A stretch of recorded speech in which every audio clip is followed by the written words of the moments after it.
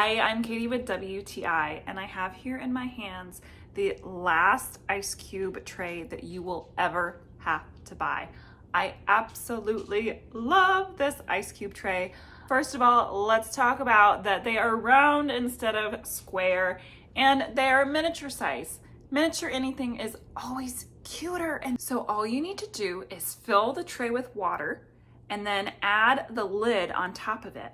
The holes on the top are simply for excess water to make its way out. Make sure you seal it down nice and firm, and because of the raised edges, you don't have to worry about any water spilling out. Then you just place it into your freezer. It comes with not just one, but 2 trays, and it also comes with this bin. They make about 66 little ice balls at a time, and so you can fill this up in just a few hours and pretty much always have ice. These are so much fun. I love having them and using them in our drinks, and they're really durable and sturdy, so I know they're gonna last a really long time, and that's my point of view.